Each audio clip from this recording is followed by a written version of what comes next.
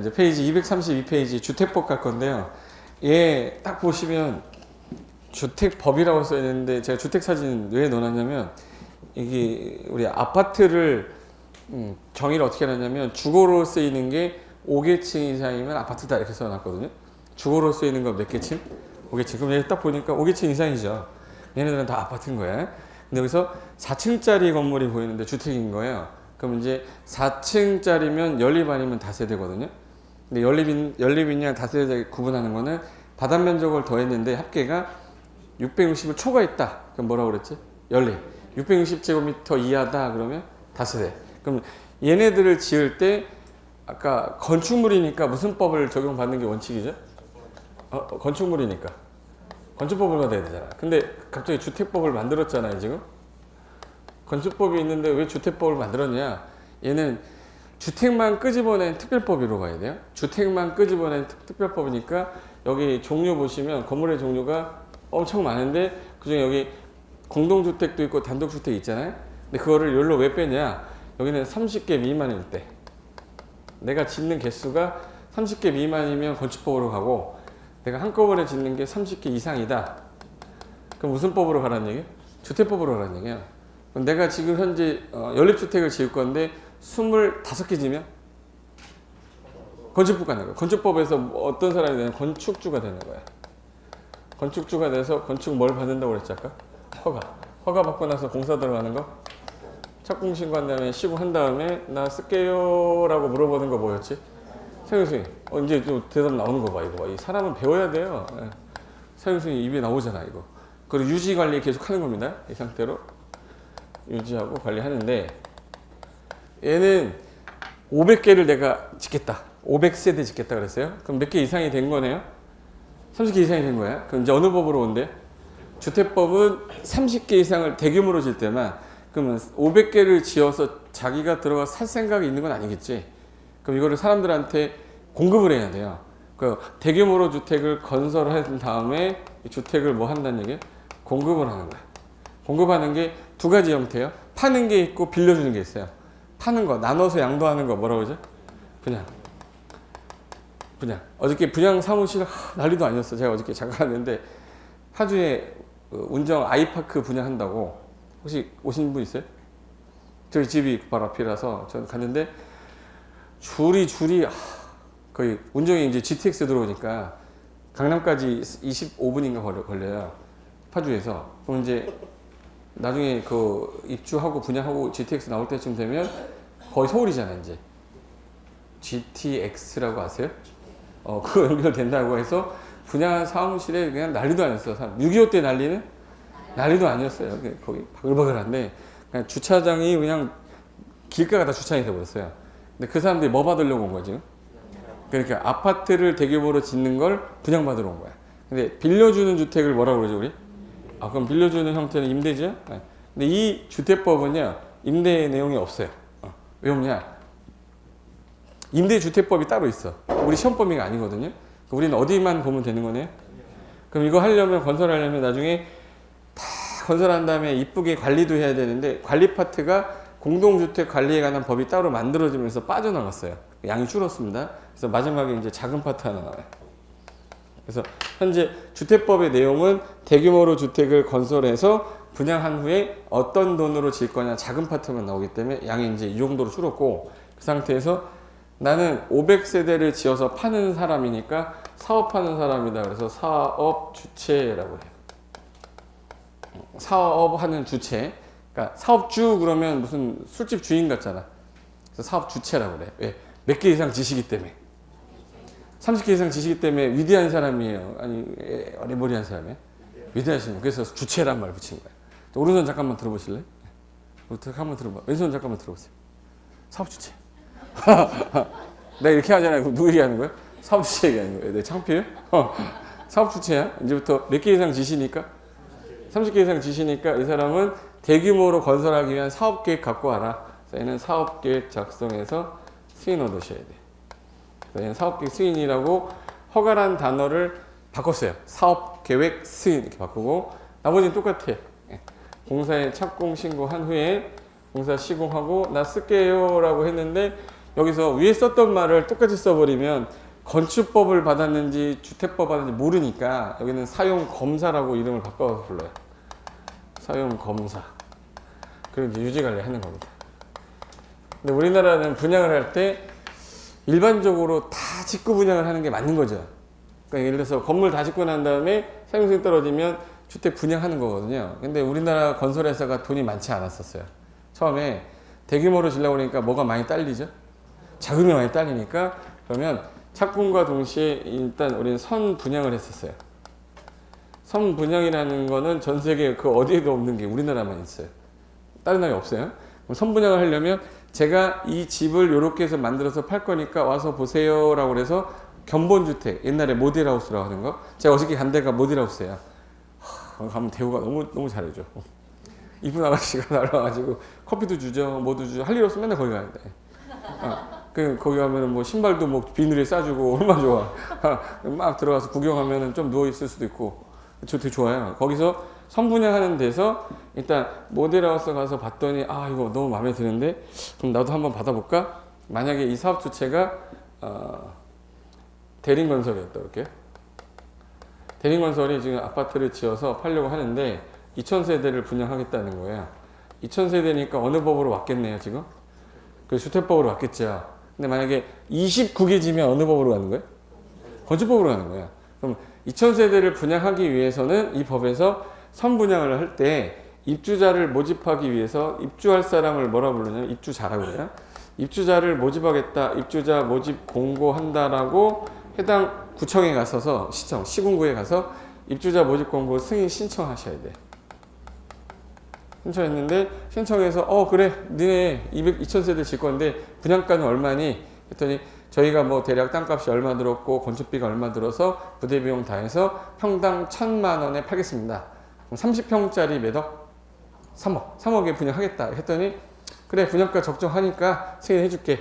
그래서 승인을 딱 해줬습니다. 그럼 입주자 모집 공고하겠죠. 입주자 모집 공고하겠죠. 공고한 다음에 뭐 넣어야 되죠? 우리나라는 청약제도라는 게 있어요.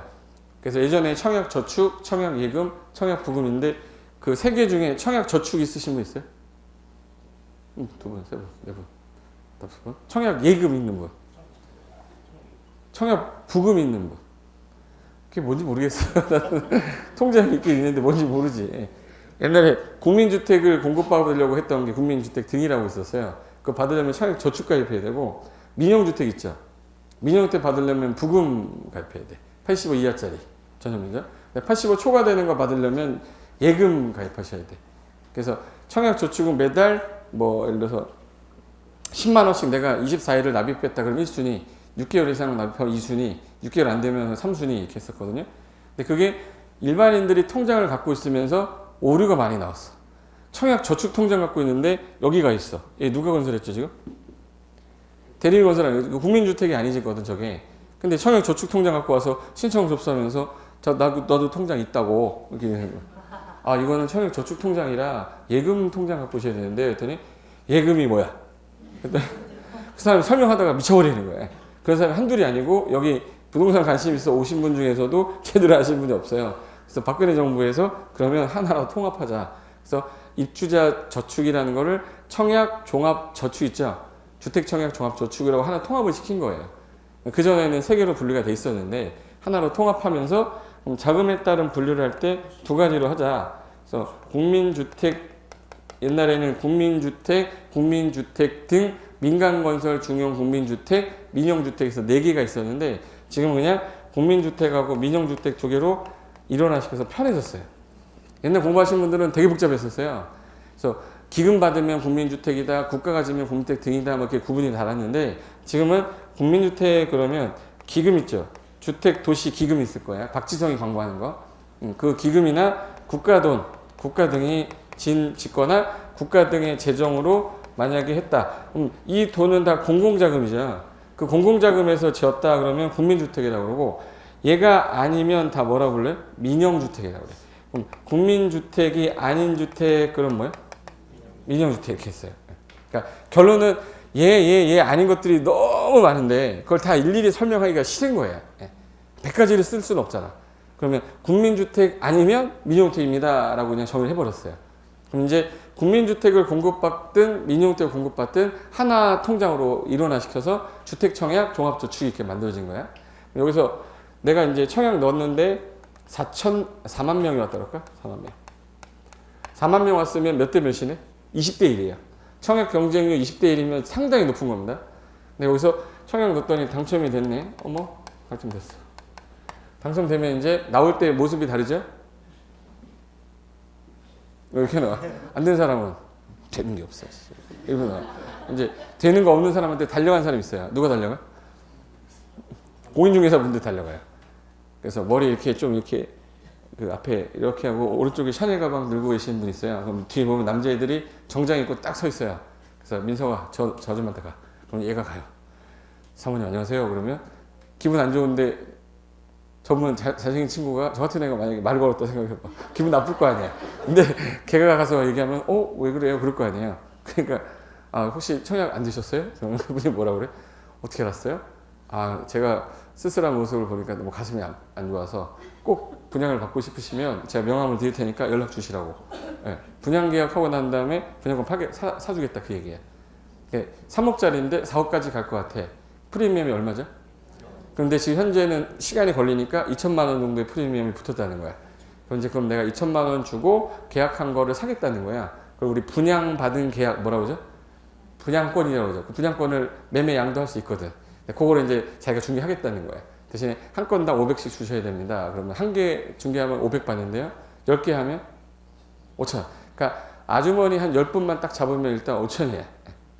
그죠? 그러면 이제 거기서 이제 중개하기 위해서는 또 이제 당첨된 사람이 있을 거 아니에요? 그 사람한테 가서 당첨되셨나 보네요. 그러면 또 나는 또 되네. 막 그러는 거야. 그럼 제가 혹시라도 파실 생각 있으시면 제가 명함 드릴 테니까 연락 주십시오. 그럼 이 아주머니 40년 만에 처음으로 낯선 남자가 말을 걸었어요. 아침에 일어났는데 잠이 와? 안 와? 전화 통화해야지 어떻게. 통화하면은 점심 먹고 내가 팔게. 그래. 점심 먹어야지 어떻게. 점심 먹고 이제 중개 계약 해주는 거예요. 그럼 그러면서 분양권 중개가 이루어졌던 거란 말이야. 그래서 분양사무실 밑에 파라솔이 그렇게 많았던 거야. 그 파라솔이 다 옛날에 떴다방이라고 하는 게 그건데 이미지는 떴다방이 나쁜데 그냥 중개사무소였었어요. 그러니까 임시로 일단 와서 여기서 일을 하다가 여기 분양이 다 끝나면 다른 분양대로 옮겨가죠. 그럼 또 다른 분양대로 옮겨가잖아. 그래서 떴다 해서 떴다방인 거야. 복도방이 떠다녔다고. 무슨 말인지 알겠죠? 그럼 당첨이 딱 된 사람들이 그럼 몇 명이 되겠네? 2,000명이 되겠죠. 2,000세대 분양하니까. 그럼 청약 경쟁률은 높은데 계약률은 낮을 수 있어요. 당첨되고 난 다음에 계약 포기하는 사람도 나오거든. 그냥 넣긴 넣었는데 내가 그 돈을 마련했지. 지금 아들도 크고 있고 아버지 아프시고 집 살 여력이 없는 거야. 그럼 중간에 이제 포기하는 사람도 있고 분양을 파는 사람도 있어요. 그럼 일단 당첨이 됐어요. 당첨이 되고 나면 계약서 써야 돼. 그럼 계약은 누구랑 하는 거냐면 이 갑이라는 대림건설하고 A라는 사람, B라는 사람 2,000명 있을 거 아니에요? 얘가 뭘 주는 거죠 이제? 계약금을 줘요. 그럼 계약금이 들어오면 그 자금 갖고 공사를 하는 거야. 왜? 자금이 없으니까. 그리고 중도금 1차 중도금, 2차 중도금, 3차 중도금. 옛날에는 6차까지 있었는데 요즘에는 중도금 뭐 없이 중도금 무이자 대출 뭐 이렇게 나와요. 그렇게 나오니까 조건이 뭐 여러 가지니까. 근데 3차까지 하고 마지막에 잔금 치르는 거다. 그럼 건물 다 짓고 난 다음에 뭘 받아야지 되죠? 사용검사. 사용검사 받으면 어디다가 기재한다고 그랬는데? 대장. 대장에 기재하고 소유권 무슨 등기 하겠네요? 처음 하는 등기입니다. 보존 등기. 소유권 보존 등기는 일단 누구 이름으로 일단 해야겠네. 사업 주체가 아까 갑이라는 누구였었어요? 대림건설이야. 그럼 대림건설 이름으로 일단 뭐야? 최초 보존 등기를 일단 하고 그 다음에 소유권 무슨 등기 해야 되죠? 이전 등기를 하는 건 아까 A가 중도금을 잘 냈던 애 있죠. 마지막에 잔금 치르면서 열쇠 주면 되는 거야. 그 전까지 계약을 요거 최초로 계약이 가능한 날부터 이 등기할 수 있는 날 이후 60일까지 등기하라고 되어 있거든요. 등기하는 요 기간 동안은 주택이에요? 주택이 아니에요? 주택이 아니라 이걸 뭐라 불러요? 분양권이라고 합니다. 그랬다가 등기가 되면 그때부터 뭐라고 하면 되겠네? 주택. 그러면 분양권은 전매할 수 있다 없다? 있다. 주택은 전매할 수 있다 없다? 있다. 있는데 정부가 봤을 때 여기저기 너무 투기가 많은 것 같아서 분양권을 중개하면서 집값이 너무 많이 올라가니까 여기는 투기가 과열된 지역이다. 그래서 투기 과열지구 묶어버리는 거야. 8월 2일 날. 어디 묶은 거예요? 서울. 과천. 그 다음에 세종 묶었어. 묶고 난 다음에 보니까 한 달 지나니까 얘네들이 다 다른 데로 튀어 있어요. 저기 어디로 가 있어요? 성남에? 분당 가 있고 또 어디 가 있어요? 대구에? 수성구. 거기 가 있으니까 추가 지정한 거예요. 그럼 투기가해주가 지정이 되면 분양권은 전매할 수가 없어요. 근데 분양권 전매는 못하지만 뭐가 되면 할 수 있어요? 그럼 주택이 되면 뭘 했어야 되죠? 등기. 그럼 이제 등기할 때까지만 못 팔게 하는 게 투기가해지고요. 그러니까 서울이 지금 현재 투기가해지구잖아요. 내가 이제 이번에 청약을 넣었어요. 청약을 넣었는데 제대로 해야 돼요. 청약을 넣었는데 당첨이 됐어. 그럼 나는 이제 계약을 하겠죠. 하는 순간부터 언제까지 못 판다? 등기할 때까지. 등기할 때까지 뭘 다 내야겠네 그럼? 중도금 다 내야 되고 잔금까지 치르고 취득세까지 다 내야 돼요. 3억짜리 다 하고 3, 4, 12, 3, 5, 15. 1,500만 원의 취득세가 또 나가. 등기해야 되니까. 일단 3억에다가 1,500만 원이니까 3억 1,500 들어간 거잖아요. 그죠? 근데 옛날에 분양권을 하던 사람들은 계약금 3천만 원만 딱 넣고 5천에 팔았단 말이에요. 그럼 난 지금 현재 들어가는 게 얼마만 들어가면 돼? 3천만 들어가야 되는데 등기하고 팔아야 되니까 3억 1,500이 있어야 되는 거야. 하나 사고 파는데 또 몇 개월 기다리냐면 30개월 기다려야 되고. 그러니까 이제 사람들이 투기를 할 수가 없잖아요. 근데 제가 어저께 분양 사무실 사람 바글바글 했댔죠. 왜 바글바글 했는지 알려줄게. 무슨 시냐? 거기가 파주 운정이에요. 파주는 어디게 투기과열지구가 아니야. 그러니까 바글바글 한 거라고. 이게 서울이었으면 조용했을 거예요. 건설에서 분양도 안 할걸? 안 될 거 뻔하니까. 그러니까 지금 현재는 분양권을 못 팔게, 원래는 전매가 가능한데 못 팔게 하는 게 무슨 지구다? 투기과열지구다라고 생각하시면 되는 거예요. 하나 더 할게요. 그럼 이제 주택을 전매를 못하게 하는 데가 있어요. 주택도 전매 가능하죠. 이것도 못하게 하는 지역이 있어. 어느 지역이냐? 일정한 옛날에 뭐라고 그랬냐? 분양가 상한제라는 게 있었어요. 분양가 상한제를 적용받으면 아파트 가격을 3억에 지금 분양하려고 했는데 얘네가 이제 아파트 가격이 막 올라가니까 3억에 들어간 원가인데 얘네가 이걸 5억에 팔겠다는 거야. 5억에도 막 살려고 달려들어요. 위치가 좋으니까. 그러면 원가는 3억 들어가서 팔아도 될 거를 5억이면 벌써 얼마를 올려낸 거예요? 야야 여기는 분양가 상한제 적용해야겠다 해서 분양가 상한제를 딱 때리면 3억 이하로 분양가를 낮춰야 돼요. 건설회사 입장에서는 돈이 안 들죠. 사는 사람 입장에서는 싸니까 좋지. 근데 싸게 되면 내가 3억 주고 저거 청약 통장만 넣어서 당첨만 돼도 프리미엄이 최소 몇 억이에요? 2억 정도는 갈 거 아니야 주변 아파트 때문에. 그래서 분양가 상한제를 적용받으면 옛날에 판교가 처음 받았을 때 계약하고 나서 10년간 전매금지였었어요. 10년. 그러면 이제 계약하고 10년이면 아파트 짓는데 3년이죠. 나머지 7년간 주택을 못 팔아. 주택 전매 금지 이렇게 된 거예요. 뭘 받은 경우에? 분양가 상한제를 받은 아파트의 경우에. 분양가 상한제를 받으면. 근데 분양가 상한제 묻고 나니까 판교가 죽어버렸잖아요. 몇 년간 못 파니까. 그러니까 안 되겠다 해서 이명박 정부 올 때는 뭘로 바꿨어요? 7년으로 바꿨다가 가실 때까지 5년으로 줄여놨었어요. 그다음 박근혜 정부 들어오면서 3년으로 줄이고 폐지시켜버렸던 거예요. 가시 전에. 근데 그게 다시 살아나기 시작한 게 이번 정부예요. 무슨 어떻게 흘러가는지는 알겠죠. 그럼 이 순서대로 오면서 표현만 바뀐 게 여기 허가라는 단어를 뭘로 바꿨고 사업개시 사용승이라는 단어를 사용검사로 바꿨을 뿐이지 내용이 크게 다른 건 없는데 얘는 제가 아까 선분양이라는 말을 안 했죠. 얘네들 분양 어떻게 하냐면 보통 전봇대에다 해요. 전봇대에다 해. 전봇대 봤어? 전봇대 여기 무슨 빌라 분양 이렇게 돼 있는 거 있잖아. 그 빌라 분양이 뭐냐면 29개면 무슨 법 받았겠네요? 29개면 건축법 받았겠죠. 건축법은 다 짓고 나서 분양한단 말이에요. 다 짓고 이걸 선착순 분양이라고 해요. 얘는 선착순 분양이면은 그 동네 난리도 아닙니다. 한 3주 전부터 텐트 치고 누워있을걸? 순서 선착순으로 오면 이제 그 동네는 난리도 아니니까 어떻게 청약 넣어서 경쟁률이 심할 때 순위 등에 따르되 그 많으면은 뭐요? 추첨에 따른다 이렇게 됐어요. 그러니까 순위가 만약에 4만 명이 안 오고 2,000명이 1,800명 왔다. 그럼 다 당첨됐겠지. 그죠? 4만 명이 왔으니까 이 순위로 잘랐는데 1순위자만 3,000명인 거예요. 그러면 1,000명을 떨어뜨려야 되잖아. 그래서 순위 등에 따르되 동순위자가 많을 때는 뭘로? 추첨에 따른다. 그래서 우리는 추첨한다고 그래. 청약 당첨됐단 말 쓰는 이유가 그것 때문이에요. 이렇게 해서 하려면 뭐가 있어야 되는? 모델하우스 있어야 되죠. 견본주택. 그리고 청약 받기 위해서 입자 모집 공고 해야 되지. 그럼 여러분 29개 지실래요? 30개 지실래? 30개 지면 이렇게 가야 돼. 귀찮게. 29개 지면 읽으면 되잖아. 그러니까 예전에 이게 법이 바뀌기 전에 이게 20개가 기준이었었다가 30으로 바뀐 거예요. 그럼 20세대 지실래요? 19세대 지실래요? 그래서 우리나라 연립 다세 다 19세대 된 거야. 또 모른 척 한다. 또 18세대, 19세대가 되게 많잖아요. 요즘 보면. 근데 그거가 현재 몇 세대로 바뀌면서 30개로 바뀌면서 도시형생활주택 같은 경우 뭐 28세대, 27세대도 많이 나와요. 그게 어느 법 받으려고? 건축법 받으려고. 그래서 요게 차이점인데, 그럼 이 법에서 쓰는 게 대규모로 주택을 뭐 한다고 그랬죠, 지금? 건설해요. 그럼 건축법에서의 보는 주택하고 주택법의 주택이 달라. 솔직히 요거 여러분이 아파트 302호를 만약에 샀다. 그럼 물어봅니까? A한테? 야, 너 건물만 샀어? 땅도 샀어? 이렇게 물어봐? 어떻게 물어봐요? 집 샀다 그러면은 그러면 302호 사면서 대지집은 같이 샀겠죠. 그럼 결론은 얘하고 이 지분은 한 몸이잖아. 근데 건축법은 안 그렇고 건물만 건축이라고 그래요. 근데 이 법에서는 무슨 토지까지? 부속되어 있는 토지까지도 건축물로 봐요. 그래서 주택법상 그러면 주택은 무슨 주택과 무슨 주택으로 나눠지냐면 단독주택하고 무슨 주택으로 나눠질까요? 공동주택. 단독주택은 단독, 다중, 다가구 공간인데 대규모로 지을 때 단독을 대규모로 짓습니까? 공동을 대규모로 짓습니까? 그래서 이 법에서는 거의 공동주택만 하는 거예요.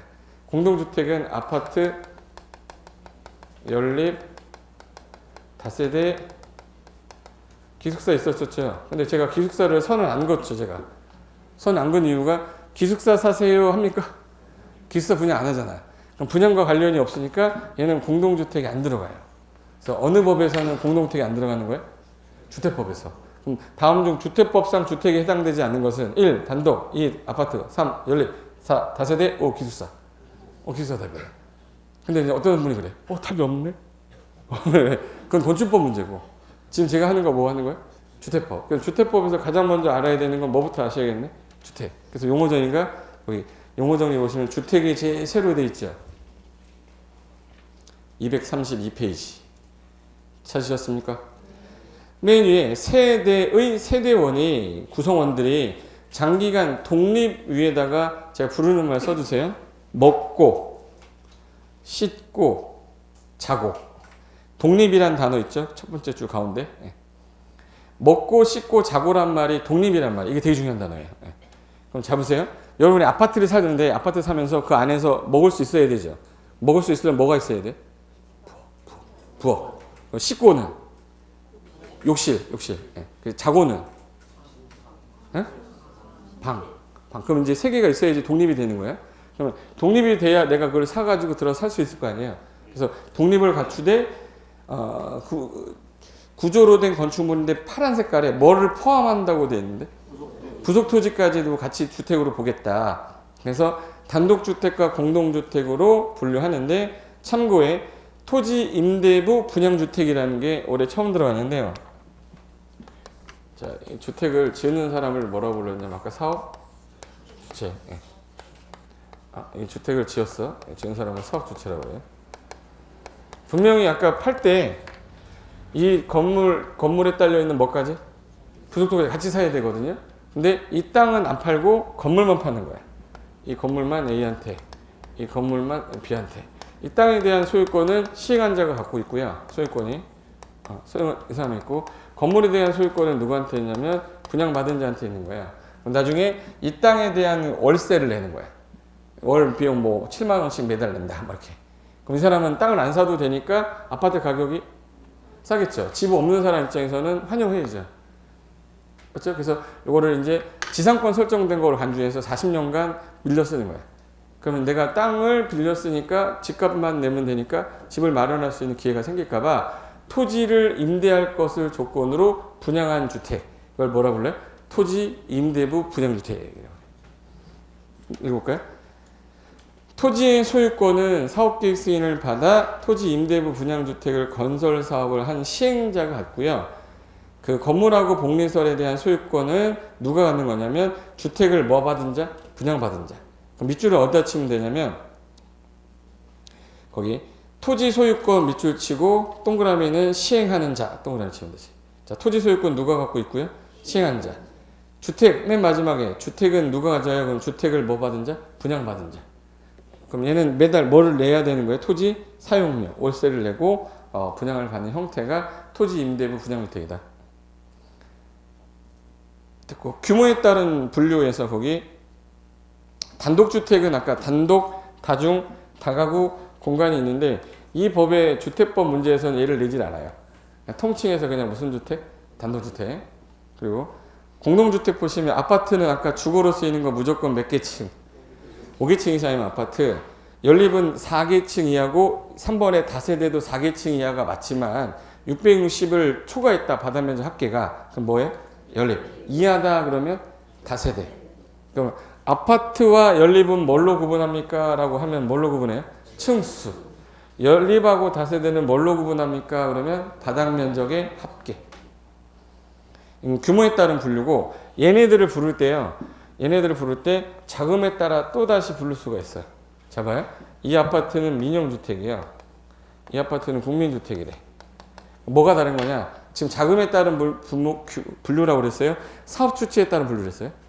그럼 자금이 국가 돈이 들어갔다 그럼 무슨 주택? 국가 돈. 국민주택. 예를 들어서 기금 지원 받았다? 국민주택. 국가 지자체 재정으로 지었다? 국민주택. 그거 아니다 그러면 민영주택이에요. 그러니까 자금에 따른 분류가 되게 편해진 거예요. 그래서 밑에 자금에 따른 분류에서 국민주택 보세요. 국민주택이란 다음 항목 어느 하나에 해당하는 주택으로서 국민주택 규모 이하의 주택을 말한다. 그래서 국민주택 규모가 뭐냐면 전용면적 있죠. 전용면적 얼마 이하짜리? 85제곱미터 이하, 25.7평짜리인데 전형적으로 우리가 딱 졌을 때 문을 열고 딱 들어갔을 때 방 3개에 거실 하나 나오는 거 있죠. 거실 하나 나오는 거. 옛날 박정희 대통령 집이 이랬거든요. 그래서 그게 국민주택이 된 건데 규모가 그냥 그때 85로 정해놓았기 때문에 그냥 하는 거지 왜 85입니까? 하는 의미가 없어요. 그래서 그때 당시 몇 인 가구 기준으로 잡아서 4인 가구 기준으로 잡았을 때 엄마 아빠 방 안방 애들 둘이니까 방 2개 모여야 되니까 뭐? 거실. 그러니까 빨래 널어야 되니까 발코니. 여기 부엌 하나 있어야 되죠. 그래서 안방 옆에다 뭐 놨어요? 화장실. 살다 보니까 아침에 애가 화장실 들어가니까 씻지를 못해. 그래서 안 되겠다 해서 나중에 안방에 화장실 하나, 바깥에 화장실 하나 해서 방 2개가 된 거지. 화장실 2개잖아요, 요즘에. 내가 졸려요? 자존심 상하는데, 진짜. 눈을 확.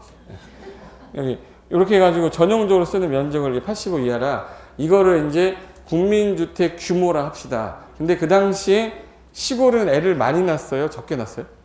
많이 낳다 보니까 도시지역이 아닌 읍면이다 그러면 100제곱미터까지를 국민주택 규모로 한다 이렇게 해놨어요.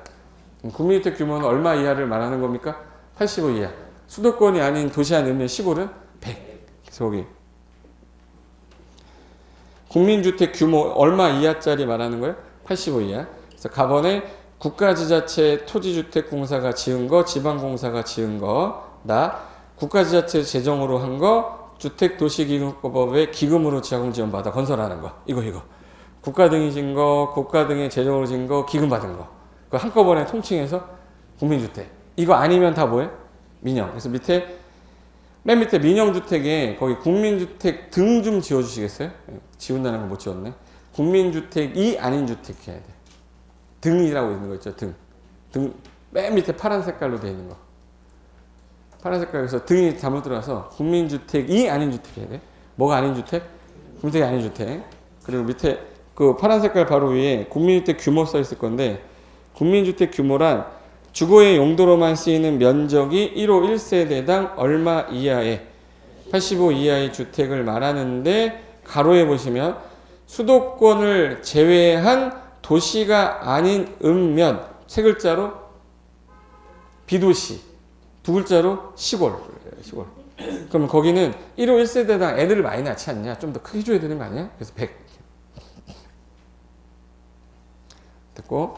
그럼 지금 한 거는 이제 주택 분류란 거예요. 이게 한 문제로 잘 나온다고. 다음은 주택법상 주택에 대한 설명이다. 뭐 올바르지 않은 것은 해서 얘네들 갖고 지문화 시켜서 틀린 거 하나 골라라. 이런 형태의 문제니까 기본 이론 가면서 제가 기출된 문제 풀어드릴 테니까 이렇게 나오는구나. 감 잡으면 돼요. 그리고 233페이지 가시면 주택법에서 주로 쓰는 단어 중에 첫 번째가 공공택지라고 나왔는데 거기서 키워드는 뭐냐면 공공택지라 하면 다음에 해당하는 공공사업 밑줄 개발 조성되는 형광펜은 공동주택. 자, 밑줄 친 거는 무슨 사업이에요? 공공사업. 밑에 1번부터 9번까지 사업을 못 외워요. 못 외우니까 여러 가지 공공사업에 의해 개발 조성이 되는데 뭐를 지으려는 용지를 말하는 거, 형광펜한 거? 공동주택. 단독주택은 대상이 아니라는 거예요. 그럼 거기 1번에 국민주택 건설사업, 대지조성사업, 택지개발사업, 사업단지 개발사업, 공공주택지구 조성사업 외우지 마시라고. 다 공공사업인데 얘네들로 조성해서 뭐 지려면은요? 공동주택. 그럼 걔를 뭐라고 부르겠대요? 공공택지. 근데 5번, 6번을 묶으시고 혹시 도시개발 사업할 때 사업 방식이 한꺼번에 딱 사버리는 거 뭐였지? 수용. 땅으로 바꿔주는 거? 한지. 그러면 이제 수용 방식으로 끝났다, 한지로 끝났을 때, 예, 대규모죠. 대규모로 싹 크게 밀었으니까 주로 아파트 짓가요? 단독택 짓가요? 아파트 무슨 주택이지? 공동주택이에요.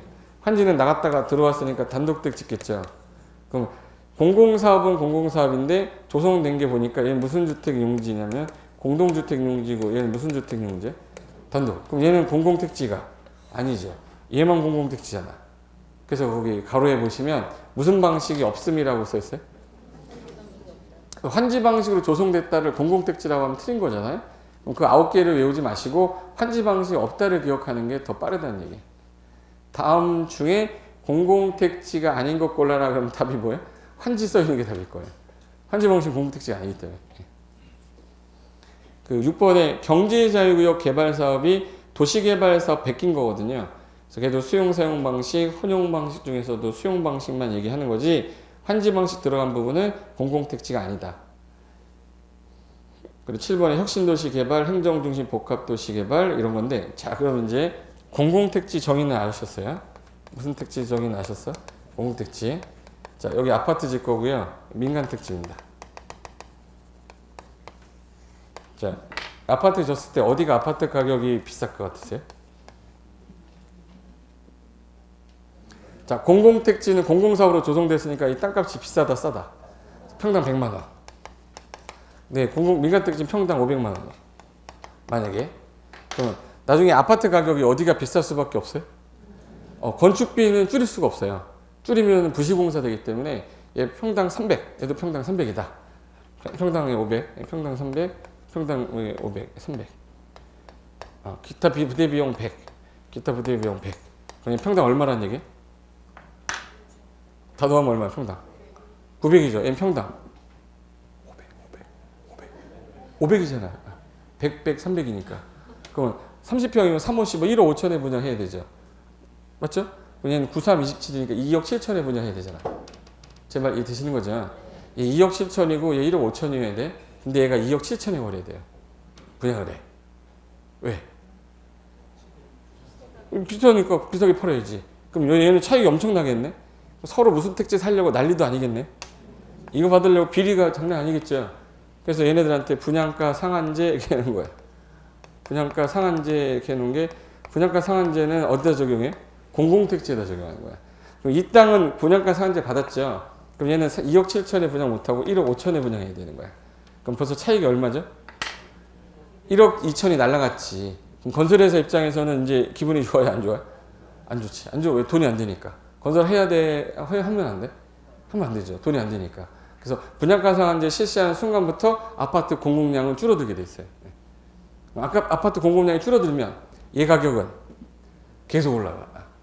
그러니까 정부가 가만히 있으면 안 되죠. 그래서 얘도 적용하겠다 해서 민간택지도 분양가 상한제 때린 거예요. 그러니까 결론은 분양가 상한제는 어디에 적용하는 게 원칙이에요? 공공택지야. 그럼 판교가 무슨 사업을 한 거예요? 택지개발 사업이에요. 판교가 택지개발 사업이니까 무슨 택지였겠네? 공공택지야. 원가가 3억도 안 들어갔는데 옆에 분당 아파트가 4억 7천 하니까 4억 7천에 분양하겠다는 거야. 그럼 벌써 이거 얼마? 거의 2억 돈을 얘가 먹겠다는 얘기잖아요. 야, 분양가 상한제 때려. 그랬더니 분양가 상한제 딱 때리면 판교의 새 아파트가 3억인데 분당의 아파트는 계속 올라가잖아요. 분당의 아파트 가격이 떨어져야 되는 게 맞죠? 무슨 말이야? 판교가 지금 현재 공공택지란 말이에요. 그럼 이 아파트 가격 30평짜리가 이게 평당 3억에 분양하는 게 아니라 여기 아파트 분당이 분당이에요. 분당이 이 아파트 30평짜리가 지금 현재 4억 7천이란 말이야 이거. 그럼 얘가 지금 현재 3억인데 분양하는 사람은 4억 7천에 분양해도 되겠죠. 새 아파트에다가 15년 됐고 얘는 처음 들어가는 건데. 그래서 사람들이 이제 요거를 야 이렇게 분양하지 말라고 분양가 상한제 딱 걸어서 3억으로 때려놨어요. 자 이제 이걸 분양 못하는 거야. 그럼 이제 정부 눈에는 야 이거를 분양가 상한제로 딱 떨어뜨리니까 이 집값 떨어지지 않겠냐. 이게 말이 되냐. 30평짜리가 4억 7천이. 이게 떨어질 줄 알았던 거예요. 2006년도에 딱 때렸거든요. 때렸더니 이제 우리 눈하고 다른 거예요.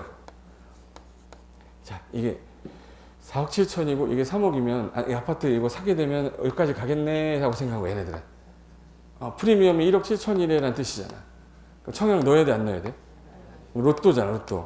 그래서 판교 로또가 여기서 난 말인데 판교 넣었더니 그래? 그럼 당첨되면 거의 2억 돈이 남는 거야? 그래서 대한민국에 있는 모든 청약 통장은 다 일로 몰렸어요. 몰려야지. 근데 몰렸는데 문제가 그랬더니 가격이 오히려 더 올라가고 청약 경쟁이 높아지니까 그래서 안 되겠다. 이거 얘네들은 가수요자일까요? 실수요자일까요? 가수요자들은 중간에 이거를 팔고 나갈 거 아니냐. 그럼 계약하고 나서 10년간 팔지 마 이렇게 한 거야. 전매 금지하는 거야. 그럼 이제 청약 넣을래요 안 넣을래요? 10년간 1억 7천 벌 자신이 없으면 넣어야지. 10년간 나 10년 동안 나 1억 7천 못 벌 것 같아. 저는 넣습니다. 그러니까 청약 경쟁률은 되게 높았다가 좀 떨어지긴 떨어졌어요. 근데 그 사람들이 다 어디로 갔냐면 오피스텔로 갔어요. 주택 전매금지 해버리니까 오피스텔로 다 가버린 거고 그래도 청약 넣었던 사람도 있었어. 근데 이 10년 동안 이렇게 하니까 어떤 데는 좀 10년 동안 묶어버리니까 분양이 안 돼. 여기도 분양이 안 돼. 너무하다 해서 이 10년을 7년으로 줄였다가 이걸 5년으로 줄였다가 3년으로 줄였다가 박근혜 정부에서 폐지시켰다고. 제 말 인지되신 거죠? 그럼 무슨 택지가 지금 싸서? 그때 여기 상한가 때렸더니 여기 같은 경우에 가격이 너무 또 올라가요. 그래서 이 동네를 봤더니 청약 경쟁률이 몇 대 몇이냐 봤더니 안 되겠다. 이런 지역은 2개월간 뭐 5대 1로 뭐 청약률이 높다 그러면 분양가 상한제 적용 지역 이렇게 묶어버린대. 그럼 여기 민간 택지인데도 불구하고 분양가 상한제 적용 지역 묶이면 가격이 이제 다운되죠. 다운되면서 일정 기간 동안 전매를 못해요. 투기 과열지구면 3년. 일반 민간 택지 투기 과열지 아니면 1년. 그래서 위례 판교 여기 위례 있죠 위례. 위례 있잖아. 위례가 공공택지였단 말이에요. 몇 년간 전매금지? 1년. 투기과열지가 없었거든 그 당시에는. 투기과열지 지금 묶여버리면 3년 동안 못 파는 거야. 그러니까 이게 어느 지역이냐 무슨 아파트냐에 따라 기간이 다르니까 복잡해지잖아요. 그거는 시험 문제에 안 나와. 왜? 출제한 사람도 몰라 잘. 그러니까 우리는 이제 기본적인 베이스만 아시면 돼. 기본 베이스는 공공하고 민간 중에 어디가 조금 땅값이 싸다. 그래서 분양가 상한제는 어디다 적용합니다. 공공택지에 건설하는 데다 적용합니다. 근데 민간 택지 중에서도 투기가 과열이 될 것 같으면 걔는 분양가 상한제 적용지역이라고 그래서 국토교통부 장관이 묶어버린대요. 그분이 이제 묶어버리면 거기도 분양가 상한제. 일정 기간 동안 뭘 못하겠네? 전매금지. 몇 년이 동안 못해요? 1년. 투기가 해주고 됐을 때는 3년 이렇게 된다고. 그거 정도만 아시면 돼요.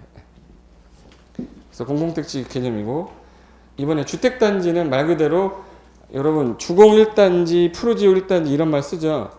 그게 뭐냐면 이제 하나의 아파트와 그 주택 건설 사업 계획 또는 대지 조성 사업 계획 승인을 받아 주택과 부대 복리를 건설하거나 대지를 조성하는 데 사용되는 일단의 토지 한꺼번에 그릇 단자 쓴 거예요. 그러니까 하나의 이제 부대 복리 아파트까지 통칭해서 한꺼번에 뭐라고 부르는데 주택 단지.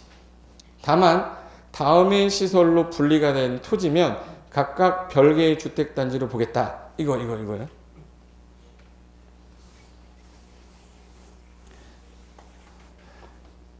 여기 아파트 단지인데 아파트를 막 전놨어요. 전놨는데 중간에 여기가 고속도로가 지나가요. 이렇게 고속도로 또는 자동차 전용도로 또는 철도 지나가는데 그럼 여기를 관리하던 사람이 여기를 관리하려면 죽음을 무릅쓰고 뛰어야 되거든요. 관리 불편하죠. 이건 1단지, 2단지로 별개 단지로 본다. 1번 뭐 지나갈 때? 철도, 고속도로, 자동차 전용도로 지나가면. 그리고 하나 더 있어요. 여기 이렇게 해서 이게 8m 너비 이상의 도시계획 예정도로가 지나가거나 일반 도로인데 일반 도로가 20m 이상의 일반 도로가 지나가면 별개 단지로 본대요. 그래서 아파트 단지 전부 다 15m. 그래서 20m 넘어버리면 2단지, 3단지로 관리돼야 되니까 불편하잖아요. 그래서 단지 내 도로 너비 보면 다 15m, 16m예요. 내가 만든 게 아니라 그들이 편하게 하려고 그렇게 한 것 같아. 그래서 우리나라 전국 몇 도라고 그러죠? 전국 몇 도? 8도. 8도 한 바퀴 도는데 잘못하고 20일 걸려. 이거 8도 20일 그래. 기억해야 돼요? 뭐라고요? 8도 20일. 8m 이상의 도시계획 예정도로 지나가면 2단지, 3단지로 나누고 일반 도로가 20m 이상이면 3단지, 4단지로 나눈대요. 그래서 8도 20일 그래. 거기 이번에 폭이 몇 미터 이상의 일반 도로? 20m 이상 일반 도로. 그리고 도시계획 예정도로는 몇 미터 이상이래요?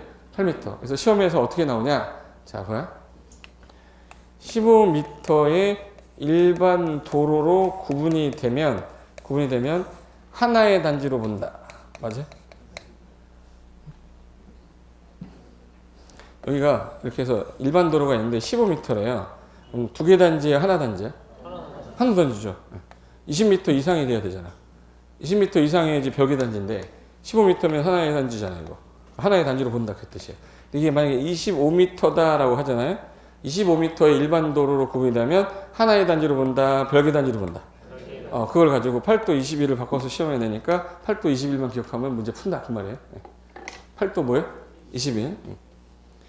그리고 이제 3번에 사업 주체는 건설하는 사람들을 모아놓은 거예요.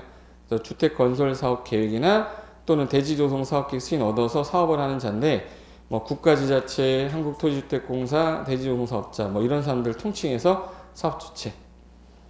주택 조합은 말 그대로 주택을 마련하거나 리모델링 하려고 사람들이 모인 거예요. 지역 직장 리모델링 조합이라 뒤에서 나올 겁니다. 그리고 여러분 아파트 사시는 분 있죠 여기? 아파트 사시는 분들을 우리는 입주자라고 해요. 근데 입주해서 사는데 주인을 입주자라고 그러고 임차해서 들어간 사람 있죠? 그 사람은 사용자라고 그래요. 임차인이라는 단어를 사용자, 집주인이라는 단어를 입주자 이렇게 표현해요. 이 법에서는. 그래서 거기 입주자란 주택을 공급받는 자, 소유자, 뭐 직계 좀비속. 근데 빌려 쓰는 사람을 이 법에서 6번에 뭐라고 써 있어요? 사용자. 그러니까 주택법상에서 표현을 그렇게 한다. 됐고 넘겨보세요. 관리 주체는 뭐 시험에 나올 가능성 없으니까 보지 마시고 8번 보세요. 리모델링이라고 나오는데 리모델링은 재건축하고 약간 다른 게 재건축은 싹 다 밀어버리고 다시 짓는 건데 리모델링은 있는 상태에서 노후화되는 거 방지하기 위해서 기능을 뭐 한다고 그랬지? 증대. 그래서 기존에 있던 이 아파트 단지인데 이게 40년이 됐다 그러면 이제 거의 다 있으니까 뭐 하겠네? 재건축하겠지. 근데 23년 됐대요. 애매해 이게. 23년 되면 재건축하기는 좀 그렇고 조금 기능이 떨어지는 거 수선만 좀 하면 좀 튼튼하게 오래 쓸 수 있을 것 같은데 그럼 이제 기능을 증대시켜야 되니까 증이 뭐죠? 증축. 대가 뭐였지? 대수선이었어요. 기억나세요? 건축법 할 때 했어 잠깐. 리모델 100% 백스입 하면서 했었어. 모르는 척 하네 또 이거 어떡하니? 기억 안 나요? 다시 할게. 어차피 기억 안 나니까 다시 하는 거지 뭐. 자, 다시 모델링을 하겠대요. 기능이 떨어지니까 다시 한번 조금 증가시키거나 뜯어 고쳐서 기능 올리겠다는데 대손은 그냥 대손인데 증축은 너무 많이 했을 때 잡으세요. 옆으로 키우고 이게 수평 증축, 수직 증축이라고 그래요. 어느 게 위험해 보이세요? 수평이 좀 위험해 보이세요? 수직이 위험해 보이세요? 수직이 위험해요. 그래서 한계가 있다. 그래서 아무리 증가시켜도 3계층 이상 증축이 안 돼요. 그러니까 15층짜리 아파트 나갔다 들어오면 최대가 18층인 거야. 제 말 이해됐어요? 근데 14층 이하는 2계층까지밖에 안 돼요. 그러니까 만약에 12층짜리 아파트 리모델링은 몇 개층밖에 안 돼요? 2개. 그러니까 걔는 12층짜리는 14층 되는데 18층짜리는 갖다 들어오면 21층 될 수 있어요. 법에서 15층 이상일 때는 몇 개층까지? 3개층까지. 15층 미만, 즉 14층 이하는 2개층까지밖에 안 된다. 뭐 이런 거 써놨어요. 그걸 법에서 이렇게 해놓은 거고 하나 더. 요게 30평짜리였어요. 30평짜리 나갔다가 들어오면 얘 39평까지 해줍니다. 왜? 30% 이내만 증축하게 돼 있거든.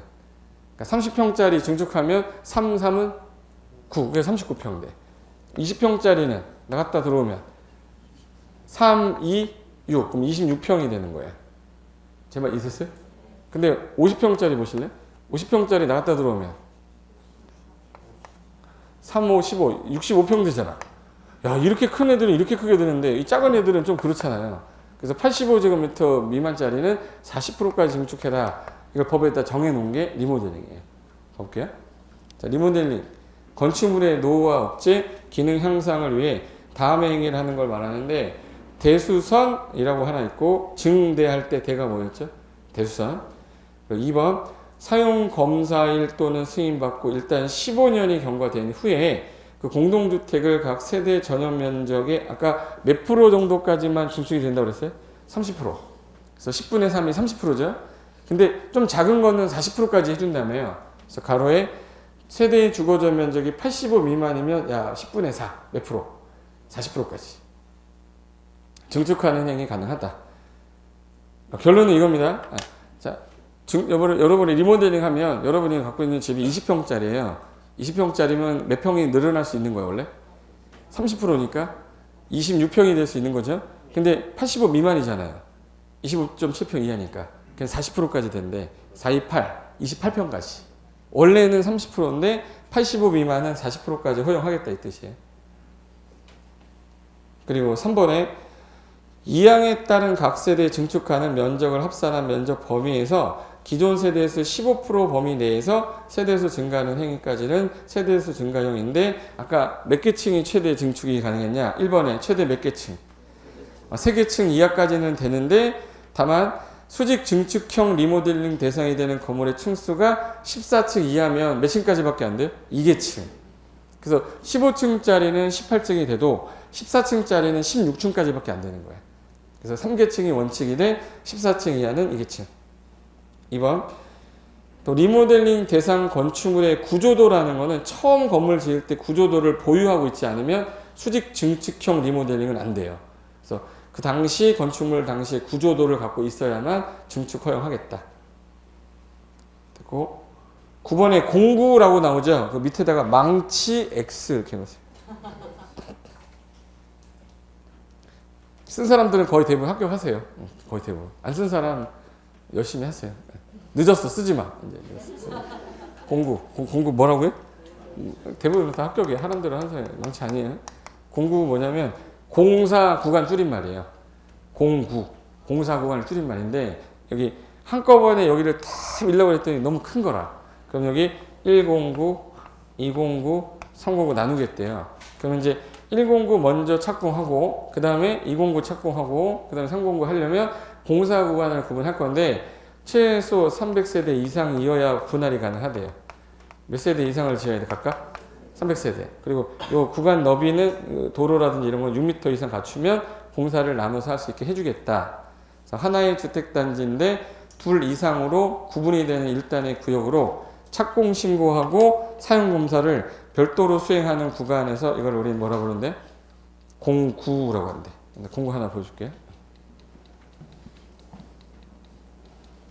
자 일단 공구 그러면 일단은 몇 세대 이상이어야 분할이 되겠네. 300, 300이 나오려면 최소 600세대 이상인 조건 하에 이게 만약에 1500세대다 그러면 각각은 얼마 이상으로? 300세대 이상. 중간에 도로 너비가 몇 미터? 6미터. 그럼 얘 먼저 착공하는 거죠. 그 다음에 얘 착공하는 거죠. 그 다음에 얘 착공하는 거야. 얘가 먼저 다 썼겠네요. 그럼 사용 뭐 받아야지? 주택법은? 검사. 사용검사 받고 사용검사 받고 사용검사 받아요. 그러면 이제 착공 신고하고 사용검사를 같이 받는 거예요? 별도로 받는 거예요? 그래서 맨 마지막에 파란 색깔에 착공 신고와 사용 검사 파란 색깔 아니네. 착공 신고 및 사용 검사를 별도 수행하는 구역을 뭐라고 부르겠다? 공구. 그 공구 조건은 1번 박스 1번에 그 중간에 공구 구분되는 구간의 너비는 몇 미터 폭 이상 갖출 것. 6미터. 그리고 공구별 각각의 세대 수는 몇 세대 이상일 것. 300세대 이상으로 할 것. 여기 시험에 나왔던 게 300을 이걸 200으로 냈던 거죠. 지금 제가 한 거는 시험에 안 나온 건 저 안 한다고 그랬잖아. 그러면 공구까지가 용어 정의가 끝났고 여기서 아까 아파트 연립 다세대를 할 때 기숙사는 빠졌죠. 그럼 얘는 주택이에요? 주택은 아니에요?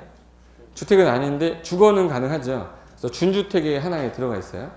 근데 기숙사라든지 고시원 이름이 뭐로 바뀌었는데? 고시원 이름이 다중 생활시설로 바뀌었어요. 지금 현재 너 어디 살아? 그러면 나 고시원 살고 있어. 그러면 안 되고 이제 다중 생활시설에 살고 있어. 이렇게 해야 돼. 법에서 이름을 바꿨어요. 고시원의 이미지는 고시 공부하는 사람들만 생각하잖아. 시내에 들어있는 거는 고시원이 아니죠. 고시 공부하는 게 아니잖아. 근데 아직까지 그 명칭을 쓴다는 게 법상 좀 그렇다. 그래서 법에서는 다중이 모여서 잠깐 생활하기 위한 공간으로 쓰고 있으니까 다중 생활시설을 합시다. 그럼 주거로 가능해요? 주거로 불가능해? 가능하죠. 근데 주택은 아니지 않습니까?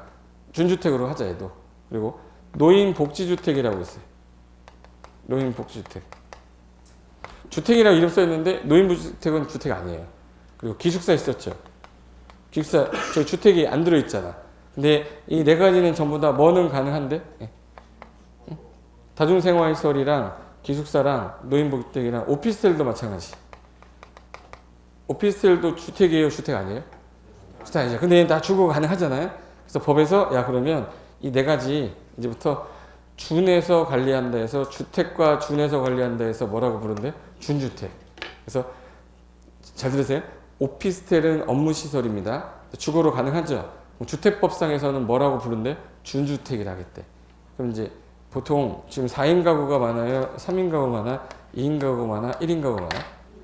1인 가구가 많으니까 이 사람들이 갈 곳이 있어야 되는데 그동안 다 30평대 아파트만 줘놓으니까 이들이 못 가요. 갈 데가 없으니까 돈 많은 애들은 어디 가고? 오피스텔. 돈 없는 애들은 고시원. 학생들은 기숙사. 노인분들은 노인복지주택. 그럼 주택이 아닌 데 가서 있으니까 이 사람들을 구제하기 위해서 그러면 도심지 내에 생활할 수 있는 주택을 만든 게 도시형 생활주택이에요. 그래서 오른쪽에 2번에 도시형 생활주택 나왔죠. 얘가 이제 그 소규모 주택을 활성화시키려고 정부가 만들어낸 주택이에요. 소규모 주택을 활성화시키자. 그래서 만든 도시형 생활주택이니까 여기서부터 잠깐 쉬었다가 주택법 뒷부분 이어서 할게요. 커피 한 잔 드시고 바로 이어서 하겠습니다.